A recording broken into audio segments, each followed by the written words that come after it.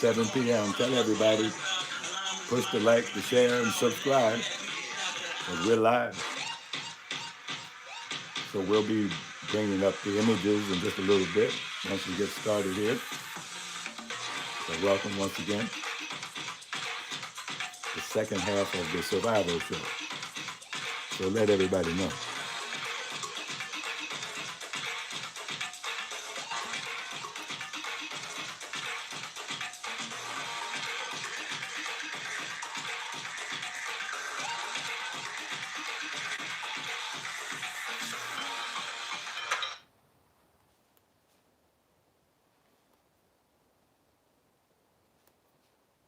Sister Isis, assalamu alaikum, ma'am. Assalamu alaikum. Assalamu alaikum, everyone. Welcome to the 19th element. I am Sister Isis X, and once again, we meet again for a wonderful show tonight with our host, Dr. Alim, who is going to give us that brutal truth of what we need to know in the world today. Dr. Alim? Thank you. Thank you. You're welcome. Assalamu alaikum, everybody. Welcome, welcome once again. As Sister Isis and Sister Cheryl said, this is the 19th element. You know what that means. That's the second half of the Survival Show. The first half is called the Your Immunity Project. That airs every Tuesday, 7 p.m. Eastern Time. And so here we deal with geopolitical issues, economic issues, war and peace issues, strategic issues. And hey, we got a plate full tonight. And so we got a lot of headlines, a lot of things going on. And of course, in the orientation that I would offer to you is that you should always put yourself in the picture of what we're talking about. Whether we're talking about something that happened historically or something that's happening right now or something that is threatening to be in the future, you should put yourself in the middle of it. What does it have to do with you? You see? Excuse me, if you can't make it relevant to yourself, then you see it goes in one ear and out the other.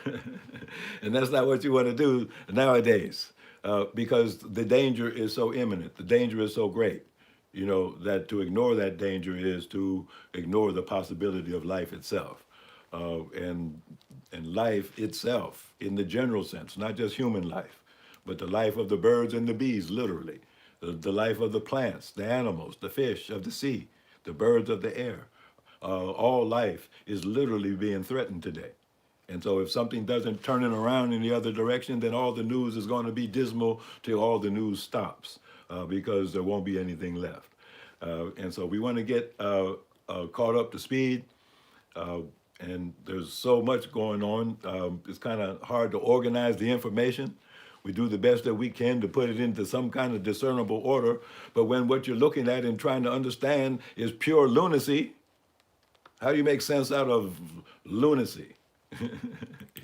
The only sense you can make out of it is to stand back from it and point out the fact that what you are looking at is pure insanity.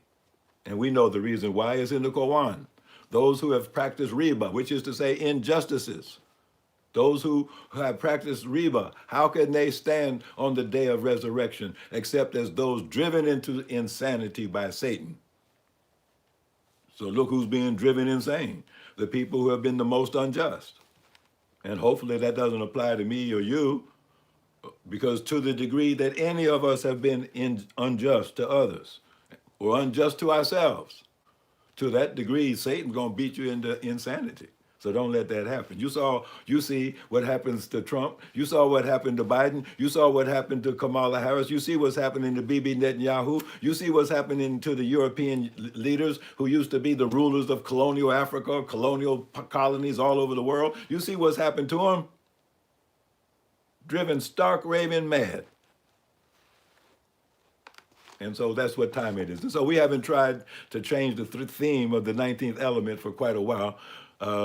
Maybe 2-3 months ago, even before the turn of the year, world at war, world gone crazy, world gone broke. And then we added the world gone for broke. So you see, that's true. So let's go to our images, please, and we'll go through as many as we can. I don't know if we can make it all the way through. There's so much taking place, but we'll try to make sense of it all, even though the most sense that can be made of it is that these people are going crazy. The world is going crazy. So just let's not go crazy with it. So this is the 19th element, the 19th element being the part of the human being that is above the brow. That's how the ancient Egyptians saw it. The best part of you is the part of you that is above your brow, which is to say your higher intelligence. And so the 19th element always stays above the brow, never below the belt. Next image, please. So let me make an adjustment here so my YouTube audience can see what you're seeing on the other platforms. So I'm my own self-engineer. I do the lighting too. I do all the sound. So if anything goes wrong, it's all my fault. So now that's our logo and motto for the first part of the survival show, the Your Immunity Project. So don't forget to tune in every Tuesday live, 7 p.m. Eastern Time. If you can't catch us live, remember on YouTube, you can watch it anytime.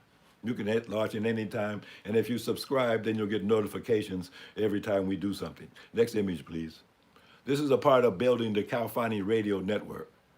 We're trying to put as much programming together as possible. And right now, it's just a hodgepodge. But ultimately, it's actually going to be a network with regular programming. So now we showed this a few weeks ago. Albert Pike, the Grand Master of the Freemasons, in 1871 wrote a letter in which he forecast the 3 world wars. And just as he predicted, his Freemasonic buddies in their secret councils around the world, they engineered the First World War, they engineered the Second World War. And of course, right on schedule, his Freemasonic buddies, whether they must be Muslims, Christians, or Jews, these are the people who, in their secret societies, engineer wars.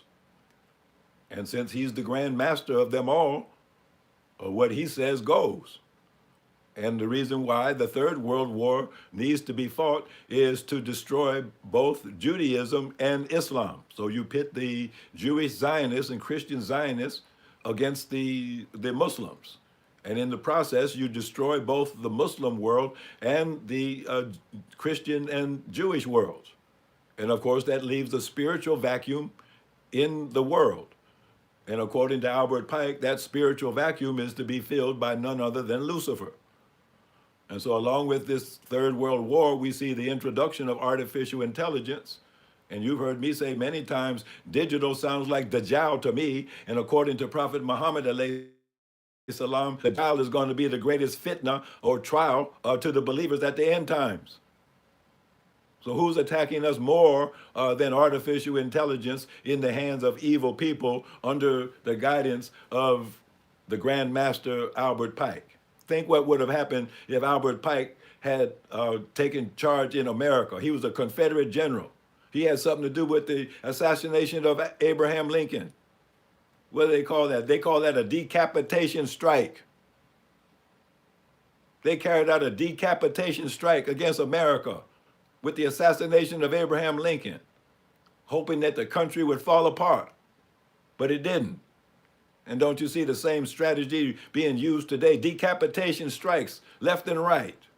Anybody we don't like, we just murder them. Next image, please.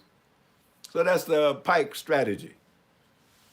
Now, the obvious solution, before we delve into the problems, don't forget the problem was solved a long time ago by the Honorable Elijah Muhammad. He told the people what to do. Go back to Europe. That's all Bibi Netanyahu wants to do. Just go back to Poland, where you were born. Go back to Brooklyn, where you were born. Go back to Paris and London and Moscow, where you were born. Stay out of other people's land. Stay out of other people's business. If you want to have some peace and quiet, go back home. That's good advice that the Honorable Elijah Muhammad gave a long time ago. Or was it a command? Was it good advice or a command? See, if it was a command, then it's like do it or else. Well, it looks like they didn't take the advice or the command, whatever it was, and now they're getting the or else. Next image, please. See, they should have went back to Europe. That's what they should have done. But now he's declaring himself and showing himself to be the real president of the United States. See, when Trump goes before Congress, he hardly gets an applause from at least half of the senators and congressmen. You saw the State of the Union, and you see the State of the Union. But when this man shows up, man, how many standing ovations did he get? I think they said 57 standing ovations. Now you don't know any other celebrity in the entire world that gets 57 standing ovations. Prince didn't get 57 standing ovations. Stevie Wonder don't get 57 standing ovations. Minister Farrakhan don't get 57 standing ovations. But this man come to Congress, he get 57 standing ovations from your senators and congressmen, those your representatives. They bow down to this man and give him everything that he wants. Next image, please. So who's the president? Who's the tail wagging the dog? And who's the dog with the tail? So this was a warning that I issued. I saw it coming. We try to stay ahead of the curve on the 19th element. I saw it coming. The war of Armageddon starts with the war of Ramadan in the year 1447 after the Hijrah. So I was a little bit off on the date. I thought it was going to be on March the 3rd, but they did it a little bit early. I misunderstood the meaning of Purim. I thought they were going to start the war on Purim. But then I realized once I read a little further, Purim is a celebration of victory that has already been won. So they had to start before Purim so that on Purim, when Purim rolled around on the 2nd of March or the 3rd, then they would have a big celebration in Tel Aviv that we conquered the Iranians. But it didn't turn out that way. But the war did get started now. I wasn't wrong about that. Next image, please. It wasn't hard to predict. Didn't you see it coming? I guess he didn't see it coming. He didn't see something coming. Now, I think he's dead. Now, that's not just a wishful thinking. You know, I think all of the evidence shows that everything that has been shown since the Iranians claimed that they hit his personal home and bunker. They killed his brother, killed other members of his family. I think one of his, was his son? Several other people got killed too. And he hasn't been seen in public since that time, neither hide nor hair. And the only thing that's been aired are artificial virtual reality videos. Everybody knows it's fake. So why come up with a fake artificial video if you're still alive? Why don't you just show yourself? Well, either he's in such bad shape that he can't show himself, or he's dead. And I believe he's probably dead. And they haven't come up with a double yet. Because if he's dead, then the whole Zionist project is over. I mean, this is a decapitation strike, wouldn't you say? They failed in their decapitation strike to topple the Iranian government when they killed the Ayatollah and several other people. But what about him? What happens in Israel when Bibi's gone? When they have to finally tell the truth that he's gone? Haven't you noticed how wicked people always make up stories to disguise death? They never want to admit death, never want to accept death. That's what I admired about the Iranians. They accepted the death of their supreme leader just like that. Everybody mourned and accepted that he was gone, and they installed a new leader. But who could replace Bibi Netanyahu? Who's that evil? Iran found somebody that was just as good as the other one, the son. Next image, please. But they said that his son is hanging out in gay bars in Miami. So here's one of these fake videos. People have debunked it. So one of them had 6 fingers, drinking coffee that doesn't slosh, you know, in fake backgrounds, wrong dates on cash registers. It's just one big lie. The man's dead. Next image, please. Just cough up the truth. The man's dead. Bibi Netanyahu is dead, and so is America. Because if he was the president, that's what he said. He said he had more, back in Biden's day, he said he had more power than Biden. And in Trump's day, he's saying he's the president, and the Congress bears him witness. The Congress don't need consent to go to war from Trump. They get their orders from Bibi. They know who to vote for. And so this is what happened to America over the last 100 years. She got ate up by the Anti-Defamation League, the IRS, the FBI, the Federal Reserve Bank. They ate America up in the last 100 years, a bite at a time. And now there's nothing left but dry bones. The four beasts of the apocalypse ate America up. Nothing left. Nothing left. And people just now waking up and saying, what happened to America? Why weren't you paying attention? Why weren't you paying attention? Next image, please. You had a country. What did you do with it? You couldn't hold on to it. Look at this. Now this is the artificial country that they created called Israel in 1948. Look what's happening to it. Big breaking business. Tel Aviv shattered every night. The Iranians, they have what they call their military operation. They call it True Promise 4. And the last I checked, they were up to like wave 88. 88 waves, constant waves of interballistic missiles, cruise missiles, one-way kamikaze drones, and all of the drones and the missiles, they're named for people that Israel assassinated. Yeah, everybody that Israel assassinated now has a missile named for them. And they shooting them missiles into Tel Aviv, into Dimona, into Haifa, destroyed the oil refinery in Haifa, destroyed the water desalination plant, blew up the Mossad headquarters, blew up IDF military headquarters, destroying Israel limb from limb. Next image, please. Blowing up tanks in southern Lebanon. I think they blew up 12 Merkaba tanks. That's Hezbollah doing that. It's not just Iran. It's Hezbollah. They said they had nullified Hezbollah because they assassinated Nasrallah. Well, so what? They got a new leader now. You don't even know who it is, but they're kicking your butt. Israel under Iranian missile attack. And what about Hezbollah? What about the Houthis? They're attacking too. As a matter of fact, after all this time, you're supposed to be eradicating Hamas. How come Hamas is still launching missiles into Israel? And Hamas is supposed to have been obliterated. I guess obliterated doesn't mean what it used to mean. Next image, please. I guess it don't. It don't mean what it used to mean.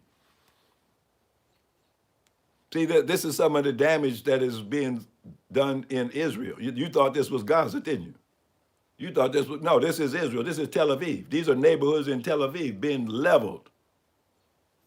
And I know they say several people were injured slightly, and being treated and released. Nobody got killed, though. Nobody got killed now. Nobody got killed. Next image, please. So the Iranians are destroying, they're pulverizing Israel. So pre-state Israel, the Sykes-Picot agreement. This goes back to 1916. So this is some of the history that a lot of people are not aware of. That Israel was created by an agreement between England and France. And the two negotiators or diplomats were Lord Mark Sykes and somebody named Picot from France. And basically what had happened was the European powers had destroyed the Ottoman Empire. And they had conquered, what is called Palestine, what they refer to as the Middle East, Western Asia, the Holy Land. And so basically England and France decided how they were going to divide up the territory that they had just conquered. So pieces were given to France, pieces were given to Britain, and then they set up all of these monarchies that you see today, like the Arab Emirates. They were all set up by the British and the French. All of these different kings that you see, there was a king in Iraq, a king in Egypt, a king in Iran, a king, in all these different countries that were set up by the British and the French under the Sykes-Picot Agreement. And of course, this was also at the same time that Lord Balfour wrote a letter to Lord Rothschild saying that the British Empire was interested in establishing a Jewish homeland in Palestine. Well, they were chopping up the land, and they say, we're going to break off a piece for the Jews. Next image, please. Or the Jews told them, you better break off a piece for us. You see, so there's no peaceful nights in Tel Aviv anymore. No peaceful nights in Israel. For the last 3 weeks, what is it, day 26 in the war? Okay, how would you like to spend 26 nights in a bomb shelter? What would your morale be after being in a bomb shelter 26 straight days and nights? Because the bombardment isn't just at night. The Iranians say that part of what they're doing to Israel is psychological warfare. You see, they let things calm down for about 3 hours, and you're just getting back to sleep, and here comes another barrage, here comes your alarm, and there you go running into the bomb shelter, and you got to stay down there for another 2, 3, 4 hours. And by the time you peek your head out, and here comes another wave of missiles, and you got to go back in. Oh, sinner man, where you going to hide? Where you going to run to? Next image, please. Go get that song by Nina Simone. Go, sinner man. Oh, sinner man, where you going to run to? On that day. And that's this day, Mr. Trump. Yeah. So his bad decision, well, really it wasn't his decision. I mean, I think Mr. Trump is basically a mind-controlled zombie. I mean, that would be my considered medical diagnosis. I would examine him for nanoelectronics to see whether or not he's actually being controlled remotely by electronics. And who are the controllers? Probably the people that he invited to the White House on the first day. Remember those Silicon Valley oligarchs? I bet they have hacked into his brain. I bet they put some nanoelectronics in his drink. And he's full of nanoelectronics and he's receiving electronic signals. And he gets thoughts in his head that he thinks are his thoughts, but really they're implanted thoughts. And of course, there's probably a lot of vacancy up there for thoughts to be inserted. I'm sure he don't have very many thoughts of his own without being controlled. So maybe he's better off being controlled. but I think that's what he is. He's a mind-controlled robot. He's like a mind-controlled zombie Manchurian candidate, and he doesn't even know what he's doing. And he's being controlled remotely by those who control this artificial intelligence technology.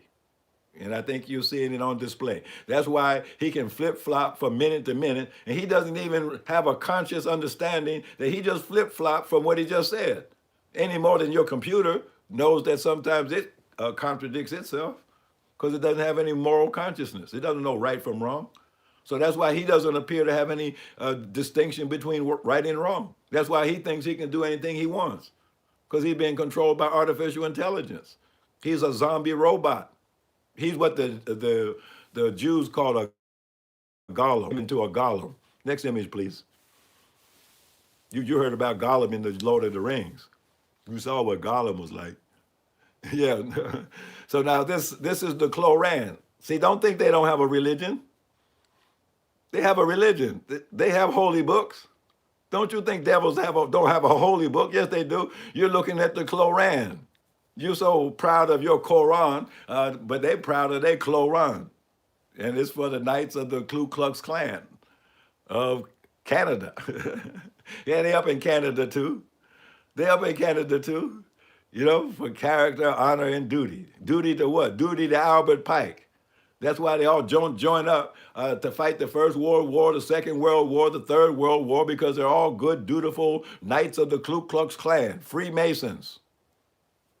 They do their duty under the command of their Knight Commander, who used to be Albert Pike, but now the Knight Commander is Donald Trump, believe it or not. Next image, please. He's the Knight Commander now. He's over all the Knights. You see, so you can take a screenshot of this or look it up. This is all about the Freemasons, you see? And you see the two pillars? The two pillars? See, these were the two pillars that were destroyed by Samson. When he was in the temple and he was blind, he was led by a little boy, they say, he was blinded. He was blinded and led into the temple, and then he got so frustrated that he pushed against the two pillars. And he pushed against the pillars of the establishment. You see what that means? When you push against the pillars of the establishment, then the temple comes down. And it was actually a suicidal gesture because he killed himself. In his blind rage that he couldn't get his way, he used his enormous strength against the two pillars of the temple and brought the temple down and destroyed everything, including himself. So that's what you're looking at. Who's the strongest man in the world today? Who's the Samson of our day? Well, he's a self-declared strong man. Donald Trump, he's the strongest man in the world. Don't you know? So what is he doing? He's using the enormous strength of his office as president of the United States to do what? Push against international law, push against morality. What else is there? After you destroyed law and morality, what's left except the law of the jungle and destruction? And don't you see this man destroying everything?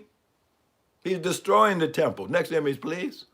Bringing it down on himself, bringing down destruction on everybody that's connected to him. See, they talk about a rules-based order. Well, you got to know what the rule book is. That's the rule book, the Koran, for the Knights of the Ku Klux Klan, so they know what to do. Would you think this is just random activity? They just randomly evil? No, they're evil by nature, but they got a plan. You just don't know what it is. But they enact it, and they call it a rules-based order. They also call it democracy, don't they? The Honorable Elijah Muhammad said the real definition of democracy, it means demon rule. So Africa, you better pay attention to the Honorable Elijah Muhammad. When you accepted democracy as your way of government, you accepted demon rule. Yes, you did. You accepted demon rule. All the countries of the Caribbean, you should have paid attention better to the Honorable Elijah Muhammad and to Muammar Gaddafi instead of trying to become democratic. He warned the black man and woman in America to stay out of the white man's politics. He said there wasn't any salvation in the white man's politics because it's demon rule. You voting for the demon is going to rule you. Which one of them is not a demon? You looking for a good one. And get mad every time because they let you down. They make a promise and then let you down. Isn't that what the devil always does? He always makes a promise and lets you down. And don't say that is not like a religion. See, because they demand your vote, don't they? Don't they? Yeah, that's your votive, that's like your lighting your votive candle in honor of some pagan rite. You know, look up what votive means. And they want you to vote. Next image, you lighting the candle to Satan. You lighting up his rule like he's in charge. That's what you're doing when you vote. The MAGA night, yeah. March, how they sing that song, Onward Christian Soldiers, Marching as to War. Hey, that's what's going on. This is the modern day crusade. This is the modern day crusade. This is the modern day Richard the Lionhearted. This is the modern day Lawrence of Arabia. He's riding into the Holy Land to conquer the Holy Land. And they just about had it done. The only holdout is Iran. They're the last holdout. And then the entire kingdom of Islam, which has been under fire by the British Empire for 250 years, at long last, the last remaining holdout in the Islamic world will have been conquered. And he's the man to do it, the Knight Commander himself. Next image, please. So he's leading the white Western Christian soldiers into the final holy war to retake the Holy Land. And part of that, of course, means the destruction of Al-Aqsa Mosque. So they've already pre-planted the explosives in the foundation of Al-Aqsa Mosque. And they've already said that the story is that they're going to say that it just collapsed under its own weight. Just like Islam in general, just collapsing under its own weight. It didn't take anybody to blow it up. It just collapsed under its own weight. And they say, well, since Al-Aqsa Mosque collapsed under its own weight, even though it was an explosion, well, they would still have to build the third temple. So that's what this is all about. Donald Trump is a real estate man. So he's overseeing the demolition that is necessary to rebuild the Holy Land. So they demolished Gaza. Now they're working on southern Lebanon. And pretty soon they have to demolish Al-Aqsa Mosque to make way for the third temple of Solomon. And so somebody got to do the dirty work. So Donald Trump has been elected to do the dirty work and get others to do it with him. Next image, please. So I just thought this was funny because he must be Nostradamus because he said that this whole thing was going to be over in a weekend. That's what he predicted. He told everybody, don't worry. This is just an excursion. This is going to be over by next Monday. Iran is going to be a complete surrender and collapse. And we're going to march into Tehran, take all their oil, and we're going to appoint Sonny Boy, the Sonny Boy of the old Shah. We got him groomed to take over as our puppet in Iran, just like his daddy did. And so that's Nostradamus, who thought a 3-day war was possible to defeat Iran. You got to be a dumbass to believe that. But he was deceived, they say, by the Mossad chief. He was relying not on the information of the CIA. He did not rely on Tulsi Gabbard. He did not rely on how many intelligence agencies are there in the government, and all of them told him the same thing. The Joint Chiefs of Staff told him the same thing. Do not invade or attack Iran. It is a very, very, very bad idea. Very bad idea. The Pentagon showed him we have run war game after war game against Iran, and every time we came out on the losing end. So please, Mr. Trump, don't do it, but he did it anyhow, because Bibi told him to. Next image, please. Bibi told him, you know, we got those Epstein files, Mr. Trump. We got those Epstein files. So in the name of Jeffrey Epstein, declare war on Iran. So the night commander-in-chief. So the war on Islam has been declared. Look at the war on terror. It's not just Mr. Trump. Go all the way back to the so-called war on terror. They've killed over how many millions of Muslims? The only people getting killed are Muslims. But the Muslim world is so asleep and numb to reality, believing in fantasies, they can't even understand that these people are out to kill us. Next image, and they're doing a good job of it. Killing men, women, and children. And Egypt got a big army and won't do anything to come to the rescue of men, women, and children being slaughtered wholesale right next door. Just like you, if your next door neighbor was being slaughtered right next door, would you go to the aid of your next door neighbor? Or just let somebody slaughter all of them, men, women, and children? Would you let that happen?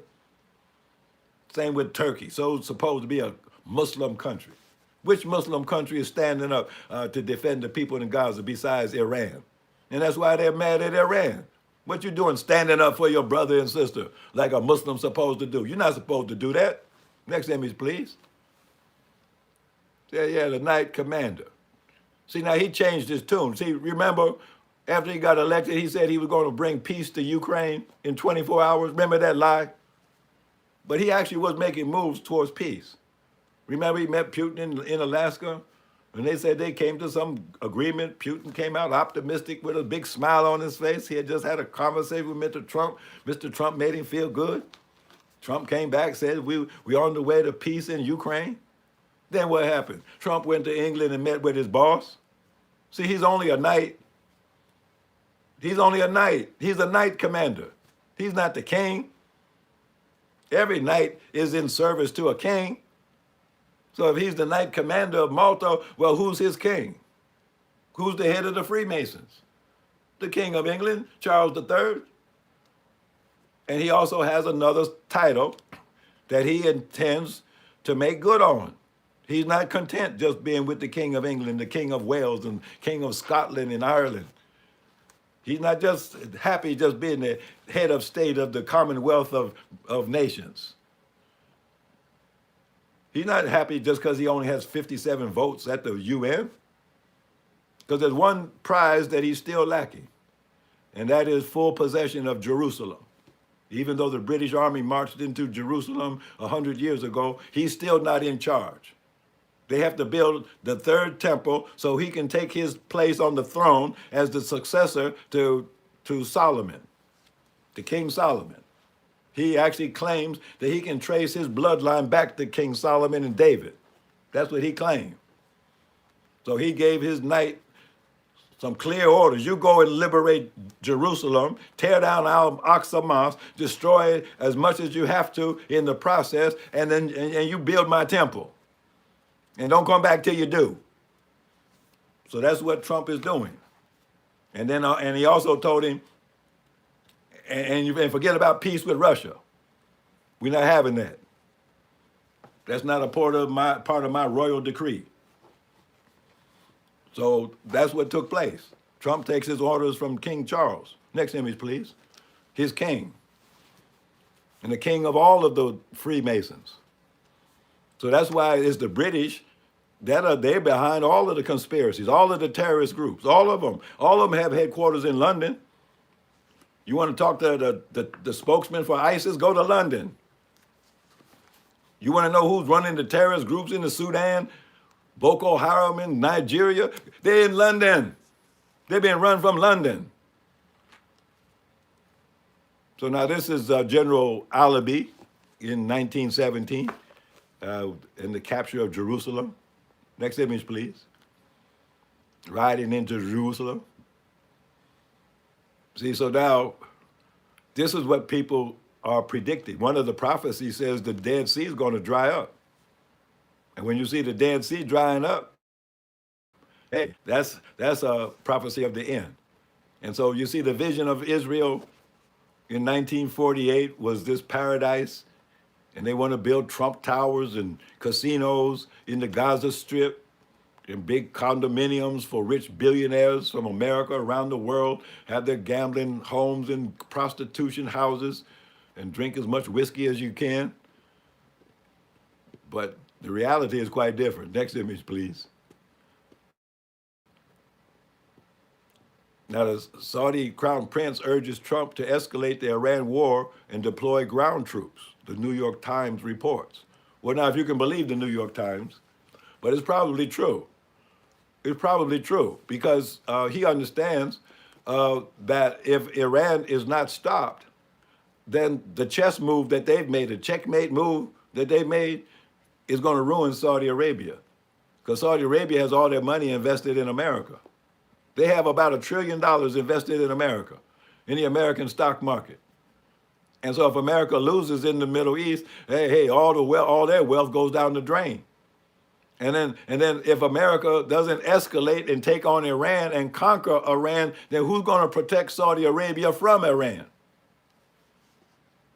So he's saying we paid our protection money, Mr. Trump. We've been paying protection money to America all these years. We're paid up in full. So now go protect us from our mortal enemy in Iran, because they're real Muslims.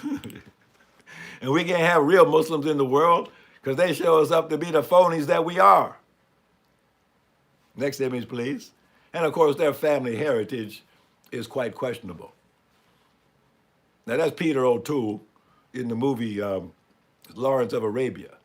So if you want to know how Saudi Arabia got to be Saudi Arabia, the kingdom of Saudi Arabia, go watch the movie that starred Peter O'Toole, Lawrence of Arabia. It's historically pretty accurate. I don't often recommend movies, but that's one movie. It's about 3 hours long, but it is pretty historically accurate about how the British actually conquered Mecca and Medina and took over the holy sites in Mecca and Medina. And now the third one that they don't quite have possession of is Al-Aqsa Mosque. And so that's the last prize of Islam to be conquered by the British. So you should find out how they did the first two. How did they take Mecca and Medina so easy and install some crypto Jews over the holy sites? And of course, one of the reasons they did that was because they know these people are not holy enough to be the Caliph of Islam. Who would ever accept Mohammed bin Salman as the Caliph of Islam? They're a whiskey-drinking playboy. How could he be the Caliph of Islam? But because they control the holy sites, they won't allow anybody else to be the Caliph. They're probably also really holy people that could be the Caliph of Islam. Matter of fact, we know the one who actually is the Caliph of Islam that's in the world today. You see? But the British controlled Mecca and Medina. And they just allow people to do Hajj and Umrah, but it's actually under the control of the British. And of course, this British side, Lawrence of Arabia, had a lot to do with the conquest of Mecca and Medina. Next image, please. So go watch the movie. It's actually pretty entertaining. And see how he hypnotized the Arabs, see, with his tricknology. He actually memorized the Quran. He actually memorized the Quran so that he would impress them. He had the knowledge of the Quran, even though he was the devil. Next image, please. And you can see he was the devil when you see the movie.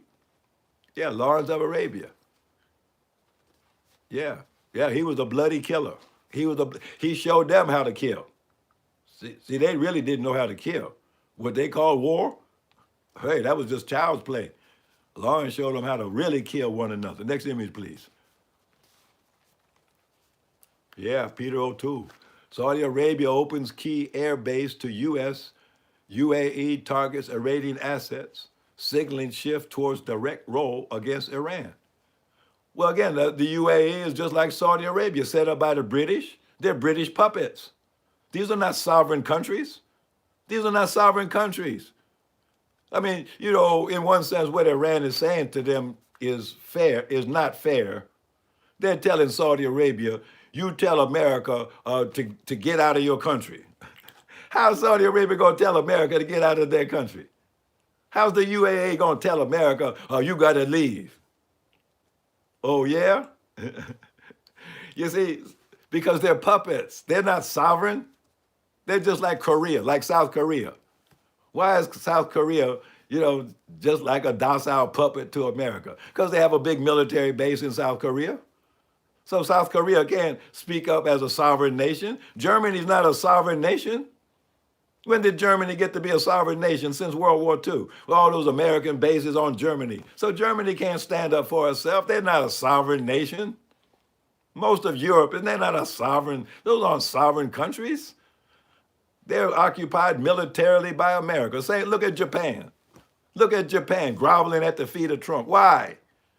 Because they're militarily occupied. Since World War II, they're not sovereign. And so the only sovereign nation left pretty much in the world is Iran and China, North Korea, and Russia. Venezuela was trying to be sovereign. Cuba's trying to be sovereign. But you see what they're doing to them. Next image, please.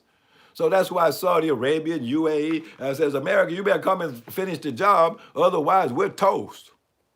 So now this is the Sykes-Picot agreement and how they divided up the so-called Middle East, the Holy Land. And they had the British zones, the French zones and other zones, you know, and then later on they created these countries. There was never a country called Jordan.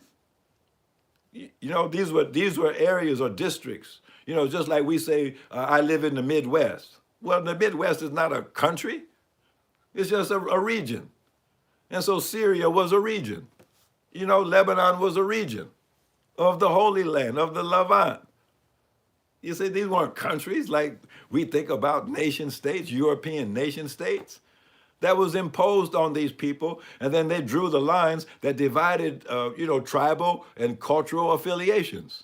So that's why the Kurds have been a problem, because they put part of the Kurdish population in Syria and a part of the Kurdish population in Turkey and another part of the Turks, Kurds, they put them in Iran, and they wanted to be united because they used to be united as a tribal group.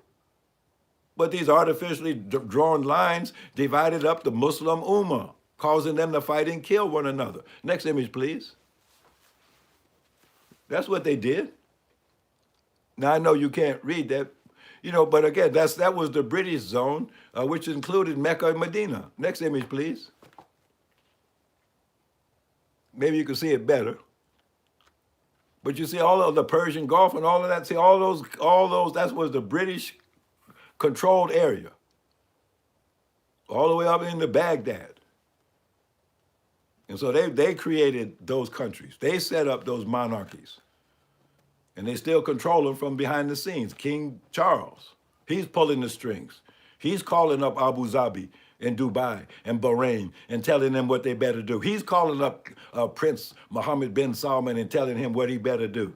Next image, please. Just like he's calling up Trump. See there, that's General Allenby marching into Jerusalem. And of course, he was assisted by who? By troops from India. The British brought Indians into Palestine to help them conquer the Muslims. So do you see why Prime Minister Modi of India was in Israel just before the attack on Iran, hugging and kissing Bibi Netanyahu? The Indians have always been on the side of the British to conquer the Muslims. Don't you understand? Next image, please. So General Allenby salutes the Indian troops. And you saw the Turkish flag in the background, didn't you? So now let the kings out of the east dry the river Euphrates. So they're doing it. They're cutting off the natural gas to the world. They've cut off the oil to the world. They've cut off the fertilizer to the world. Now, it's not really true to say that the Straits of Hormuz are closed. No, you just got to pay your toll. You got to pay it in Chinese money.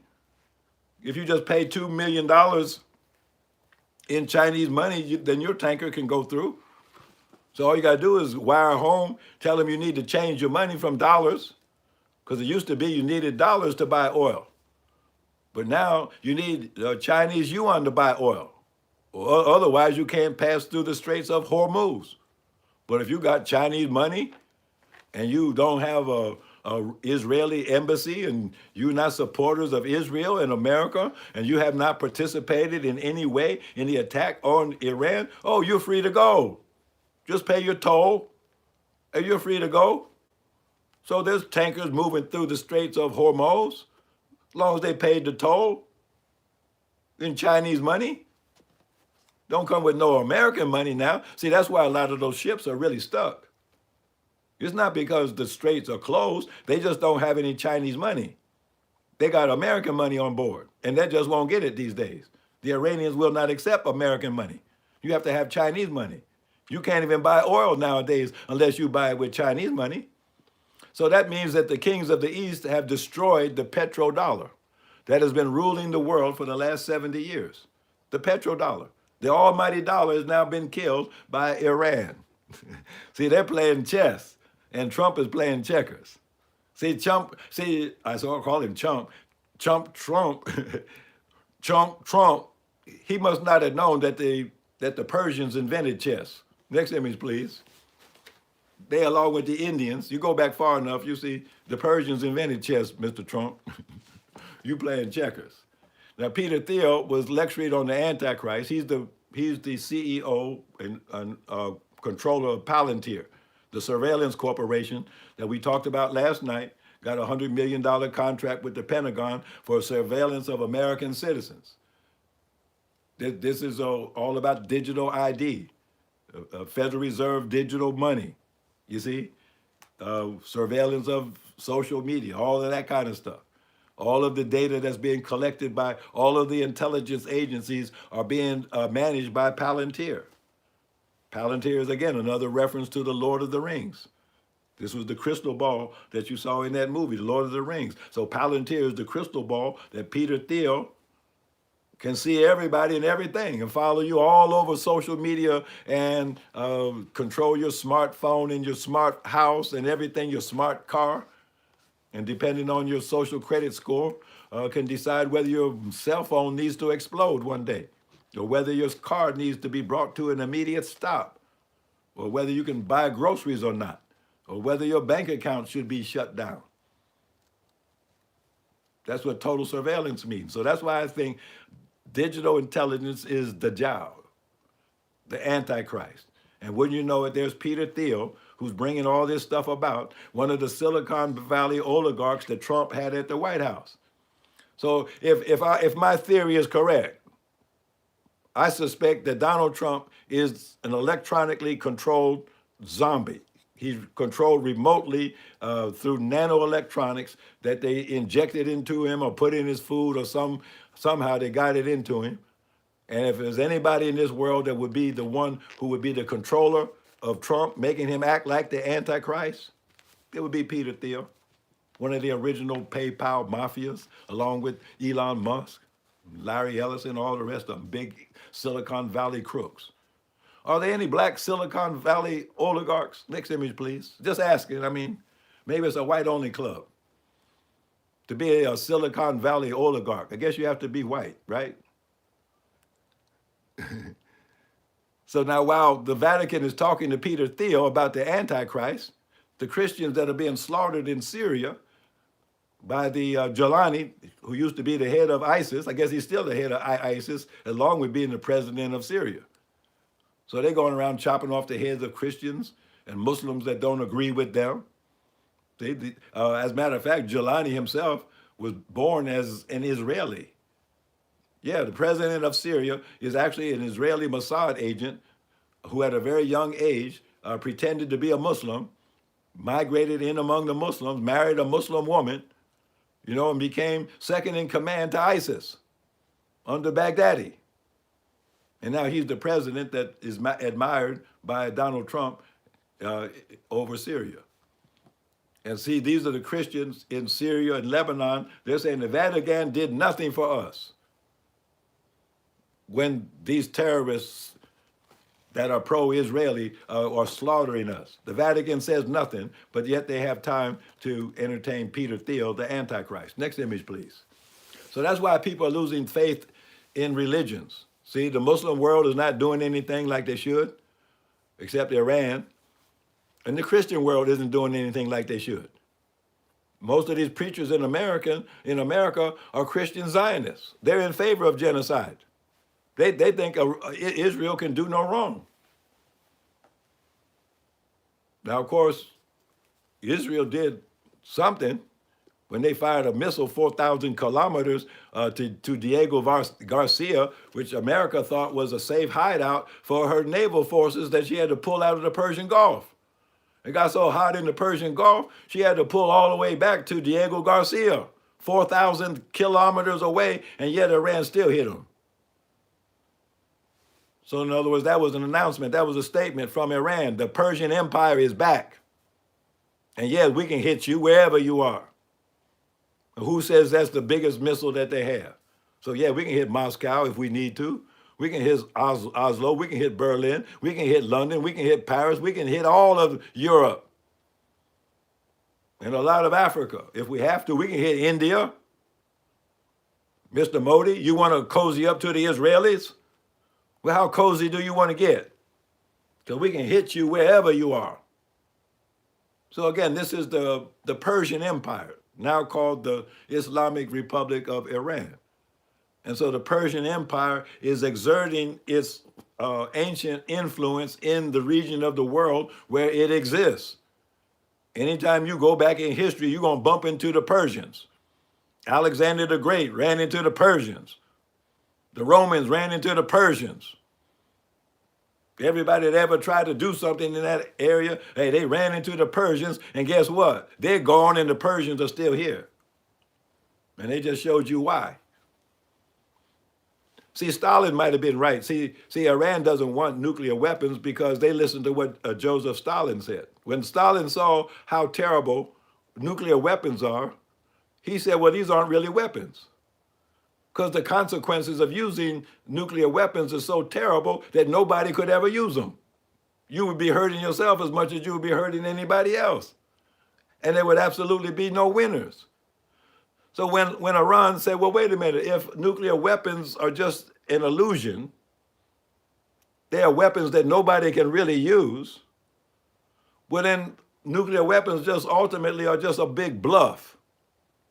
You're just bluffing because you'll never really use it unless you're just stark raving mad. So Iran said, well, if they're spending all of that money and attention building thousands and thousands of nuclear bombs that can never be used, why don't we just invest in little submarines and little missiles and little drones? Let's just build up our conventional weapons so that they can each actually defeat the conventional weapons of our enemies. You see the logic of that? If our conventional forces can beat America's conventional forces and they'll never use their nuclear forces, then that's just a bluff. All we have to do is defeat their conventional forces. All we have to do is defeat Israel's conventional forces with our hypersonic ballistic missiles that they cannot defend. And they're so much cheaper than the so-called air defense. So see how smart they are? We don't need nuclear weapons to defeat you. Next image, please. You can't even use those weapons. So I just came across this art, you see, because it just reminds me of our plight as a people. We're just like a little lamb lost in the wilderness, surrounded by ravenous wolves who desire to tear us to pieces. But is there a Savior on the way? Is there a Savior on the way? Is the Good Shepherd on the way? Because if he's not, in the next instance, we're gone. Next image, please. So that's what you're seeing. You're seeing the pigs being run into the sea. Didn't Jesus run the pigs into the sea? Filled them with an evil spirit and ran them into the sea. So that's what you're looking at, the pigs being run into the sea with an evil spirit, taking the evil spirit out of the world and running it into the deep blue sea. Next image, please. These people are swine, aren't they? Ruled by Satan, aren't they? And now they're paying the penalty of having listened to Satan and being guided by Satan. You see, that's what you get. That's what you get. You suppose it when you're like that. And they have been like that. So who's going to preach to you now? Who's going to save you now? Nobody. Nobody's going to save you. You're going down to your doom and destruction. And you deserve it. Good riddance. Next image, please. See, the people know who the guilty people are. They know who started all the wars, who created all the bloodshed, who stole everybody's wealth. Everybody knows who the real devil is. They don't believe in those fairy tale devils anymore. They see the real devil. They know Iran was right. America is the great Satan. Israel is the great Satan. Who can deny that now? Who can defend the indefensible? Who would come to America's defense and say she's not great Satan? Let me see you stand up and say America's not the great Satan. The world will stone you to death defending America, defending Satan. So I saw this picture too, along with the other one. See, who was it that said he would climb a mountain 40 miles high just to save one so-called Negro? Who was that said that? That might be the one that's coming to save us. Next image, please. Who said that? Now, here's something that's high in the sky. Have you heard about the Black Knight? See, we know Trump is the Knight Commander, but there's another Knight too. There's a Black Knight. They call it the Black Knight. They say it's been in orbit around the Earth 13,000 years. They say it's a surveillance satellite. It's been in orbit 13,000 years, watching over things. And they can't penetrate it, and they can't approach it. They actually tried to shoot it down, but they couldn't shoot it down. So what is it? They call it the Black Knight. Next image, please.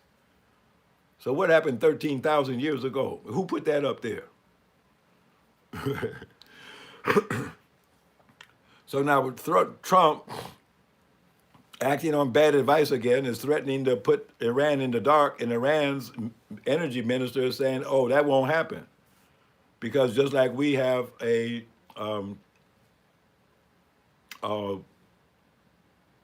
decentralized military network, we have decentralized our energy grid. So even if you take down part of it, you don't take down all of it. And so he's just saying, go at it if you want. But guess what? We can put your energy grid out. And that includes America too. It's not just we're going to put the lights out in Saudi Arabia. No, we'll put the lights out in America. We reported last night. The Iranians reported we have a cyber warfare group that has already hacked into the American power grid. And when we receive the signal, they're going to put the lights out in America. And that will fulfill the prophecy in the Quran of the darkness when it comes. Everybody's going to be in the dark. So now how are you going to survive the darkness when it comes? Because you can't expect Trump to do the right thing. They are not going to accept his peace offer. So then the thing has got to escalate. The Israelis already struck part of the power grid in Iran, and so the Iranians are known for keeping their word. They're going to do exactly what they said. And you saw that oil refinery down in Texas blow up. The same time an oil refinery blew up in Iran, one blew up in Texas. Was that tit for tat? The Honorable Elijah Muhammad did ask the question on the headline of Muhammad Speaks one time, will the Muslims attack America? He asked the question, will the Muslims attack America? Next image, please. What do you think? Do you think the Muslims are going to attack America? It looks like the only Muslims in the world are the Iranians. Are they going to attack America because of what America has done to them? Because America killed their leader? Is it eye for eye? Are they going to kill America's leader? Are they going to kill American schoolgirls? Or is it tit for tat, eye for eye, life for a life? Is that how they think? Is that what their religion tells them that they should do? In religion, I'm just asking a question. Is retaliation prescribed? Chinese container ship is the first to pay Iran for safe passage. See, they had Chinese money. See, that's why the Chinese were the first in line, because they had Chinese money. So they paid the fee in Chinese money, and they on their way. Next image, please. Now, the ones that don't have Chinese money, they let a Japanese ship through. I guess they had some Chinese money. Next image, please. Do you have any Chinese money? Or are you still paying your utility bills in American money? Next image, please. You're still buying gasoline in American dollars? You see what's happening to the price. So Iran's insurgent playbook for outlasting the U.S.-Israel firepower. Okay, so they set a tanker on fire. You tried to bypass the toll booth. You didn't pay your $2 million in Chinese money, and then you had to pay the penalty. And your oil would not be delivered. Next image, please. So they say the Straits of Hormuz is closed. No, they're not closed. They're being controlled. They're being controlled by Iran, not by you, Mr. Trump. Could Iran really strike Britain? Hey, well, you do the math. How many kilometers is London from Tehran? And then you have to ask the question, was that as far as that missile could go? Or was that as far as it needed to go to hit the target? Next image, please. I read one report, Iran has a missile that can go 10,000 kilometers, which means they could hit Washington, D.C.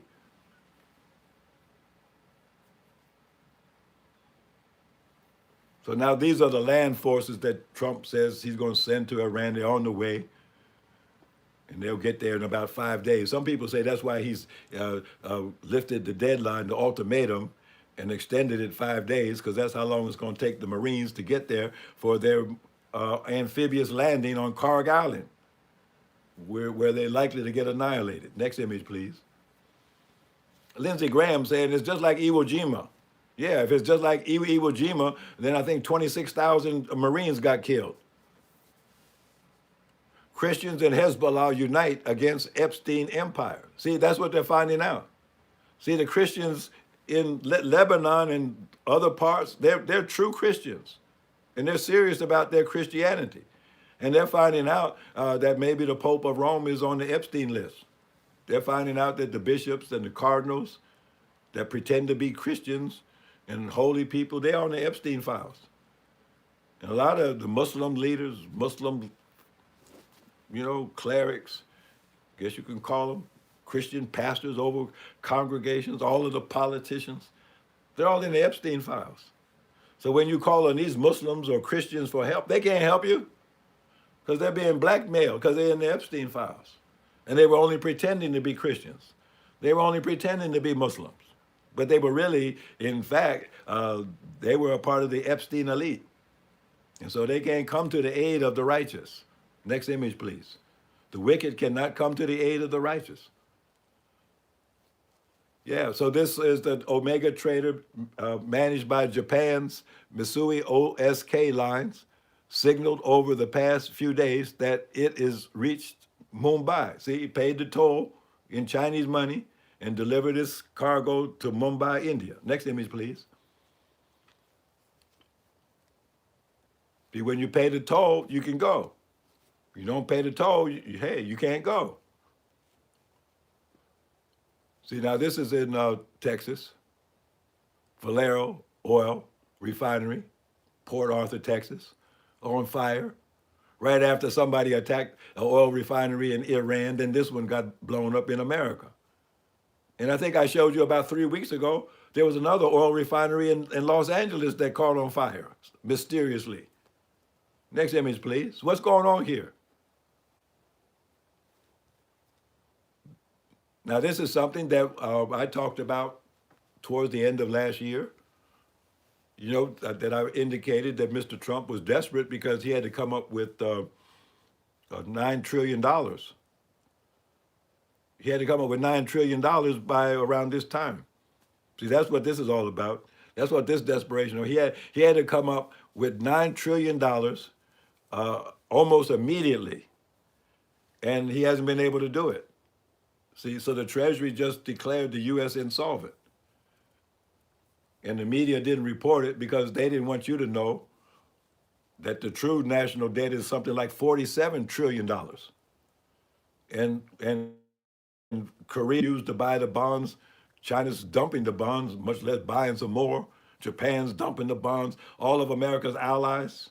See, that's why Trump is mad at Canada, mad at London, mad at Paris, mad at the European. Why? Because they're dumping the U.S. dollar.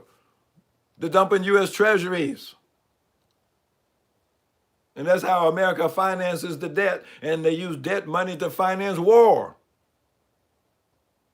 So now they couldn't come up with the $9 trillion, they're in default. So Trump said, well, let's go down and steal Venezuela's oil, and we can use that as collateral. Well, that didn't quite work out. Okay, well, let's go threaten Nigeria and bomb Nigeria, that we're going to come over there and take their oil. And that didn't go nowhere. So now here we are bombing Iran, because if we can get control of the Straits of Hormuz and get control of Iran's oil, then we're fixed for another 10 or 20 years. But that's not going so well. So essentially, what should Mr. Trump do? How is he going to come up with $9 trillion that's past due? I mean, that's like your utility bill being past due. It means the lights are getting ready to go out any day now. They gave you 2 or 3 notices already. So you know what's happening next. So that's what time it is. America is insolvent. She's bankrupt. And she's out to steal anything she can get. Next image, please. It's not going too well. Now, this is the real reality of the world to come, the new Silk Road. It's all about trade and development. It's all about uniting nations along the lines of peaceful development. No longer are we talking about conquest of one nation overcoming another nation and endless wars. No, these are high-speed corridors in red, the high-speed maglev trains. These trains go as fast as jet planes. And so since China is the manufacturing hub for the world, then it needs to connect itself to the world. And so these overland routes recreate the ancient Silk Road of Marco Polo back on those days, when the trade routes used to come from China with silk and tea and all the fine things out of China, just like they're doing now. They make all the things that people want. Then in blue, you see that's the maritime trade route. That was the route taken by the Muslim admiral of the Chinese fleet, Wang He, and his 7 voyages around the world, even to the west coast of South America, Chile. So that was the Ming Dynasty admiral, and that trade route that he followed developed all of what we call Southeast Asia, Cambodia, Vietnam, Thailand, all those countries, Burma. They were actually settled by Chinese people who put them in business and trade and commerce. And so the center of commerce today in the world, unsurprisingly, is along the old Silk Road trade routes, especially the maritime trade route. And you see, Wang he sailed the Chinese fleet. They had 300 ships, and they sailed the fleet along where the blue line is. And he actually made Hajj in Mecca because he was a Muslim. His Muslim name was Shamsuddin. He was the admiral of the Chinese Navy. Next image, please. So he landed in South America in 1432. So he actually beat Christopher Columbus to the Western Hemisphere by decades. So basically, the move that's being made by Iran, along with the help of Russia and China and other allies, the global South, Iran is like the hero of the global South because she's taking on the big bully, you see? And as a result of that, look who's the winner. Russia's selling more oil than they have ever sold before at a higher price. Iran is selling more oil than they ever have at a higher price. And look who's the beneficiary. China is controlling the oil.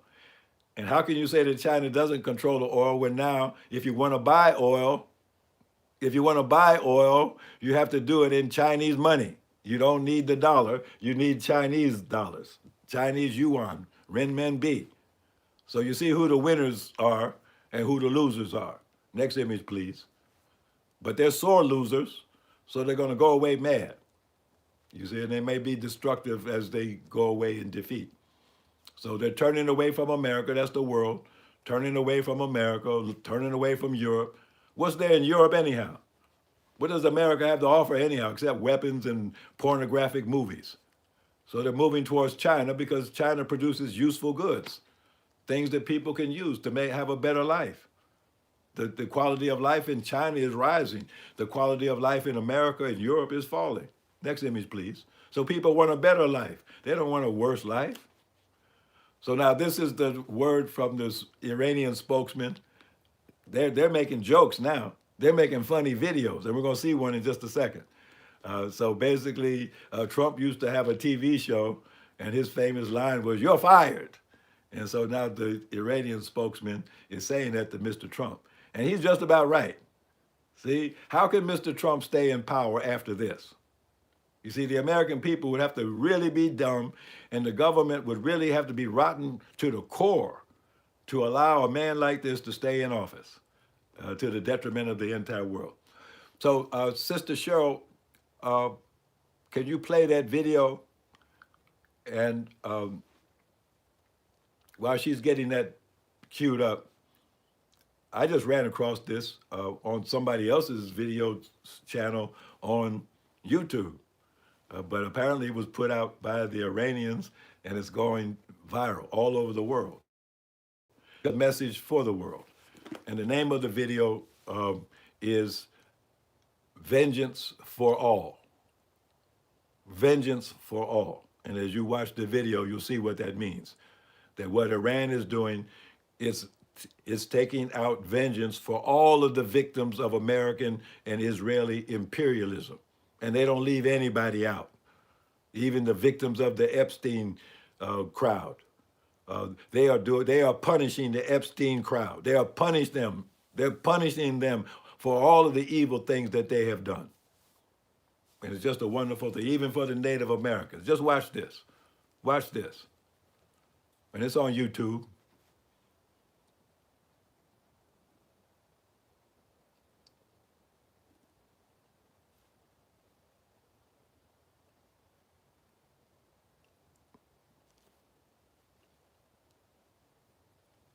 It's not playing.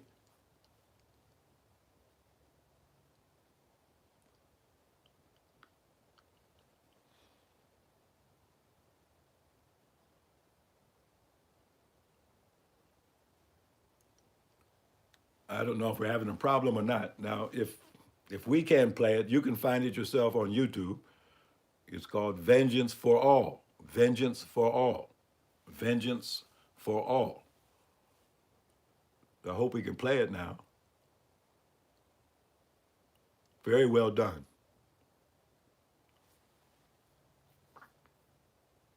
Excuse me, Dr. Lynn, can you hear the video?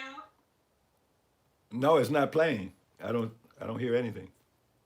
Okay, let me try it again. One second. I see the image that's there, but it's not playing. Okay, one second. Let's see.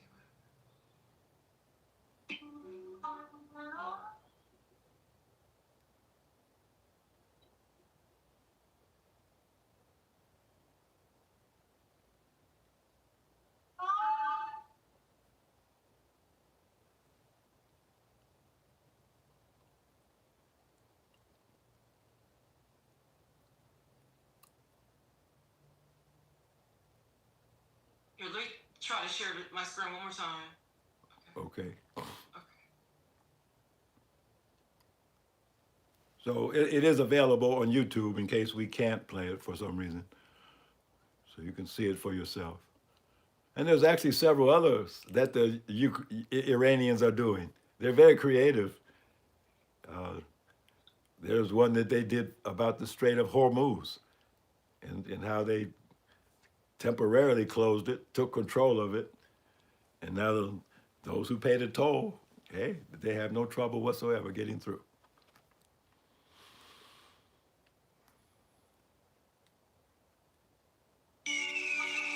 Okay, it's playing now. It's playing. It was playing.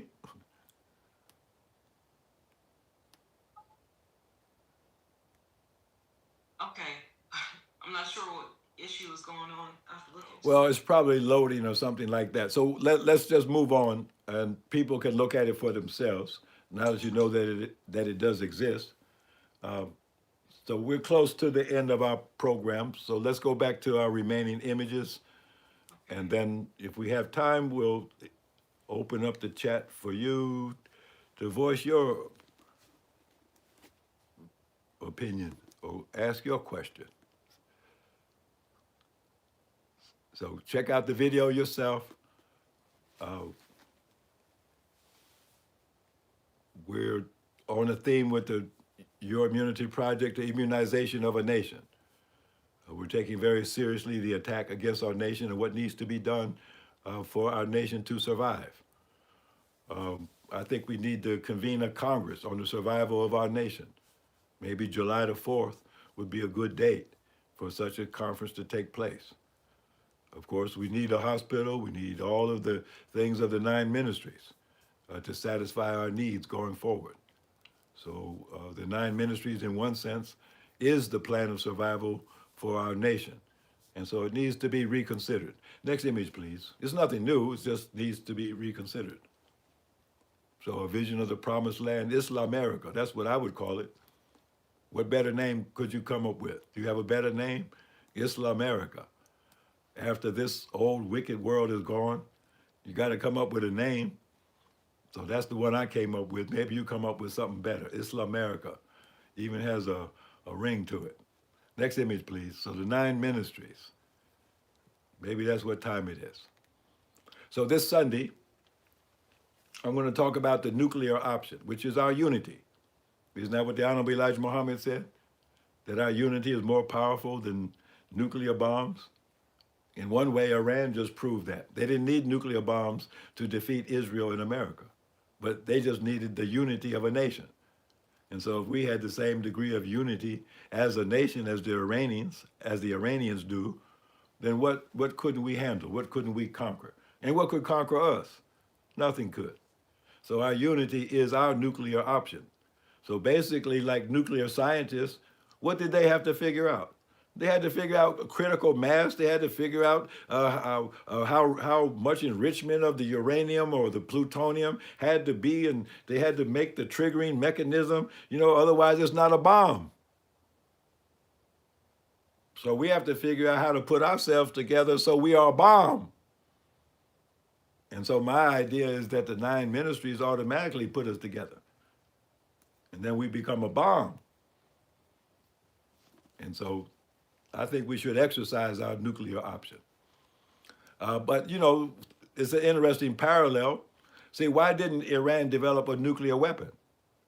Because there was a fatwa against it. So I was thinking to myself just today, I said, well, why didn't we build the nine ministries? Well, because there was a fatwa issued against it. We could have done it. Like the Iranians, they could have built a bomb, but they had a fatwa that prevented them from going ahead with it. So next image, please. So there's a fatwa against the 9 ministries. So this Sunday, I'm going to re-propose that we adopt the 9 ministries. I know it's a fatwa against it that was issued in 2007. Now, a fatwa is just a religious edict, that is issued by a religious authority. And so we attempted to introduce the 9 ministries at the Farm Conference in 2007. I had the book of Acts in my hand to give to the minister, and he wouldn't accept it. And so this Sunday, I'm going to raise the question again. Because just like the new Ayatollah, Mojtaba Khamenei, the son of the slain, martyred Ayatollah, they say he's reconsidering the fatwa of his father against nuclear weapons. And they say the hardliners are pressing him to reverse the fatwa so that they can get on with building a nuclear weapon as a deterrent. And then he, as the wise leader, he has to make the final decision as to whether or not that goes forward. And so I think we're in the same situation. I think we need our nuclear option. We need unity. And I think the only thing that would unite us are the 9 ministries, because working on the 9 ministries would bring us all together for a common cause. And that would be our nuclear option. But since there's a fatwa against it, then many people are reluctant. I mean, how are you going to go against, the decision of a religious authority? You see, you have to respect those in authority among us and over us. You see, so but perhaps through deliberative dialogue under new circumstances. See, Iran found out is under new circumstances that did not exist before. So maybe we have found out the same thing, that we are under new circumstances and maybe things look differently.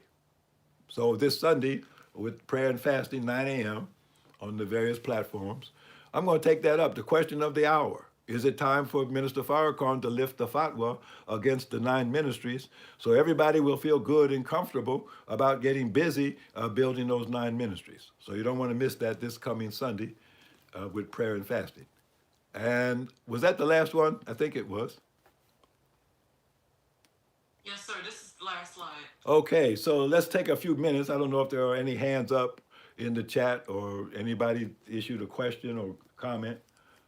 But if there are some, we'll take a few minutes for that, and then we will be done. We do have a hand up. Assalamu alaikum, Brother Dawood. Wa alaikum salam. And grand rising to the prayer and fasting family. Salam alaikum, Doc. Wa alaikum salam. Can y'all hear? Oh, okay, so y'all can hear me okay. Doc, I got 2 questions. I was just, Ryan, I didn't expect him to do this well. I've been following this attack and this that Iran has been given for the last couple of weeks every day, and they like wreaking havoc on the Middle East and especially Israel. They got some specialized missiles that they're sending over there. But I know you emphasized that already. I just wanted to ask your thoughts about if, in fact, Iran new supreme leader go ahead and issues another fatwa to start his race or his work towards a nuclear weapon and obtains it, what would that look like? What would that landscape look like for the Middle East? And you mentioned President Modi and how he's running up behind Benjamin Netanyahu, and I was wondering about the Burma Muslims. It came to my spirit a couple years back. Why are they suffering so much? And when you just said Modi is snuggled up next to Benjamin Netanyahu, I was just wondering, was it a connection between the Modi and the Israelis, and why the Burma Muslims are suffering so much? Well, the thing that the Hindu nationalists, President Modi of India, is what you call a Hindu nationalist. And Yes, Hindu nationalists hate Muslims. Oh, wow. So Zionist Christians and Zionist Jews hate Muslims. So the thing that Prime Minister Modi and his party have in common with the Zionists of Israel is they both hate Muslims. And in India, they are attacking Muslims and murdering Muslims. And of course, historically, there weren't 3 countries.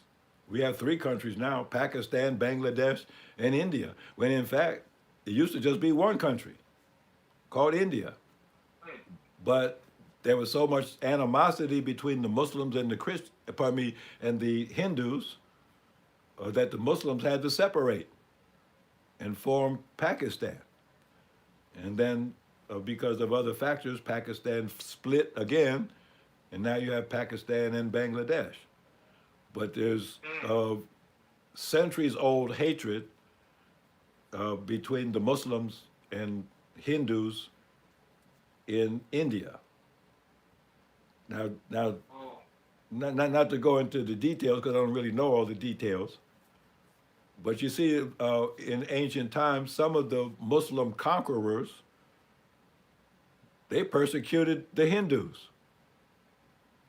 And so in one sense, now the Hindus have come back in power and it's payback time for the things that they suffered under the hands of the Muslims. You see, so some of the Muslims in the past, they did not live up to the standard of Islam. And they gave Islam a bad name. And we've all heard, Islam was spread by the sword. Well, some Muslims did do that, like that, and that was wrong. And some of those Muslims that did that, they were in India. And so they slaughtered a lot of the Hindu people and other people over many years. And so those age-old grudges still remain. So basically, India is on the side of Israel because Israel is attacking Muslims.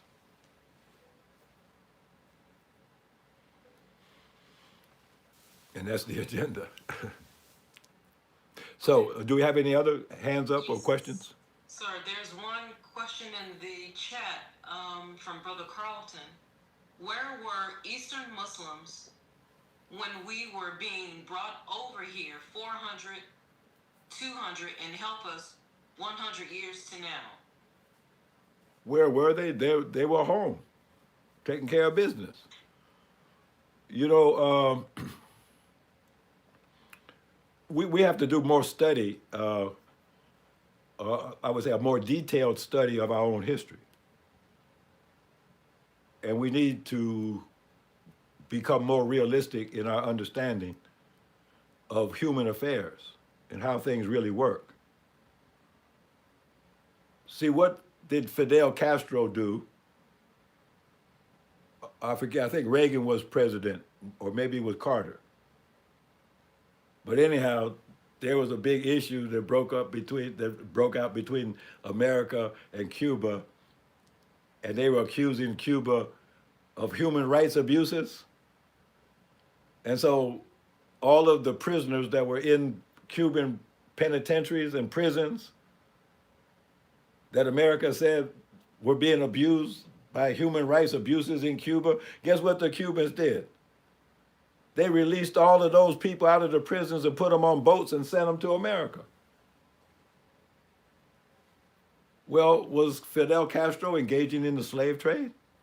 Or was he just getting rid of some incorrigible criminals? See, so if you go to West Africa, there were rivalries between different tribes, different villages, over land, over grazing rights, and different things like that. There were always criminals. There were always people that stole what they shouldn't have stole. And here you are, you're the chief of a village. You got 1,000 people, 5,000 people that you're in charge of, and you got 100 prisoners. Since last year, 100 people committed crimes in your village, did something wrong, and you got them locked up in the stockade, and you got to feed them every day. And here's the people already poor, but they got to feed prisoners. And here comes the Portuguese sailor or tradesman, or here comes an Englishman or a Spaniard. Say, hey, I'll take those prisoners off your hands. I'll feed them for you. So what would you do if you were the chief of a village? Get these criminals off my hands. Sure. And you're going to give me $100 a head? I'm going to give them to you for free.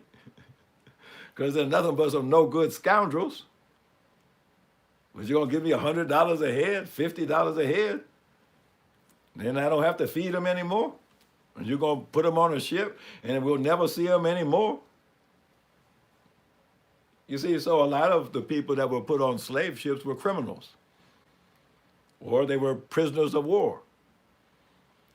So it wasn't so much that the people back home were crying and grieving because they went away. Some of them people were so bad they were glad to see them go.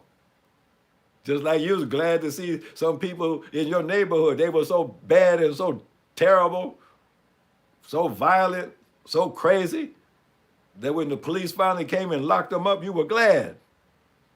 Glad he's gone. So that's how a lot of people felt about us being picked up. Now, it wasn't all like that. I'm not saying everybody that got on the slave ship was a criminal, but a high percentage were prisoners of war, or they were the rejects of society that nobody wanted. And so that's one of the reasons why nobody came to get us, worried about us. Same thing about the Europeans. The people that came to America from Europe, you think that was the high and the mighty and the righteous? No, that was the riffraff and the criminals. That's why America in Revelations is described as the hold of every unclean and hateful bird. That's what you got in America, every unclean and hateful bird from every part of the world. When you find somebody from Nigeria in America, what are you looking at? You're not looking at the best that Nigeria has. You're looking at the worst. When you see somebody from the Philippines, what you over here in America working for? Because you're the worst. They didn't want you back home. So that's why you had to flee. And the only place that you could flee to where they would accept an unclean and hateful bird like you is called the United States of America. So now that's part of the answer to the question. You know, we were the worst of the worst. We were considered the worst of the worst. We were the criminals. We were the warriors that lost in warfare and became prisoners and became a burden on society. So they didn't mind when somebody made an offer to buy us and put us on the ship and take us somewhere. And they didn't care. And they didn't miss us. And they don't miss us to this day. You don't see them coming over here to meet us. They come over here to drive cabs. They don't come over here to meet us. And when they meet us over here, they don't hardly want to speak to us because they don't have any respect for us. Why should they? So again, we have to have a more realistic view of our own history and really understand the dynamics of what happened. Not just what happened, but why did it happen that way? You see? And then we're disrespected to this day. I mean, what kind of reputation do you think black people have in America among other Americans? That was one of the reasons the minister said for the Million Man March, because our reputation was so bad around the world that if they had decided to mow us down, nobody would have mourned us. How about now? Are we any better? So who would mourn if Trump all of a sudden decided, well, since I can't kill the Palestinians, I'm going to kill the black Americans? Who would mourn? Who in Africa would come to our defense? Say, you better not kill those Negroes in America. What Muslim nation would invade America to save us? You know, you just have to be realistic. Nobody's coming to save us. Now, we have enough trained military people among us. We could actually fight and defend and save ourselves if we were organized. See, that would require a Ministry of Defense. Then we could defend ourselves against all comers because we're some of the best fighters in the world, as everybody knows. And the whole world would fear us if we ever got ourselves organized.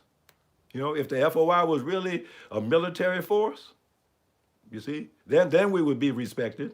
And then we could go back home to Africa and say maybe we were sent away because we were criminals and war captives. But look at us now. Look at us now. Look what God did to us now. You see, that would be like the prodigal son coming home. So thank you for that question. And I think it's 8:40 where I am. So I think that's enough time. And I'm certainly exhausted. And I don't like to talk after I get tired. Because that's when you start making mistakes and saying the wrong thing in the wrong way.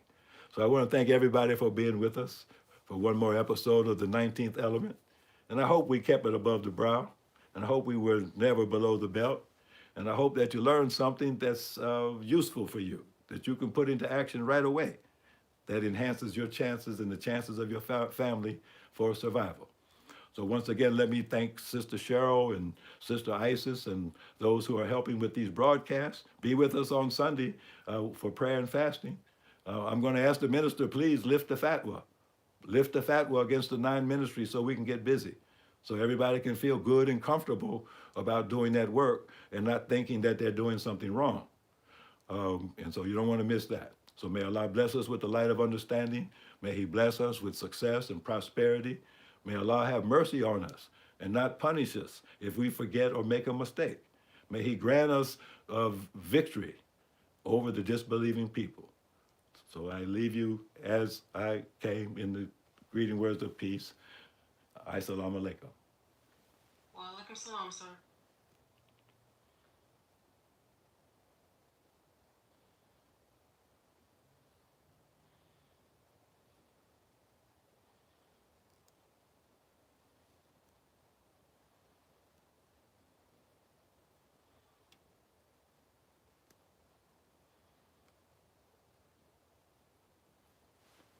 Oh, did I guess I lost power at that precise moment. So thank you for being with us. Don't forget to share, like, and subscribe. Be with us on Sunday. Do your fishing.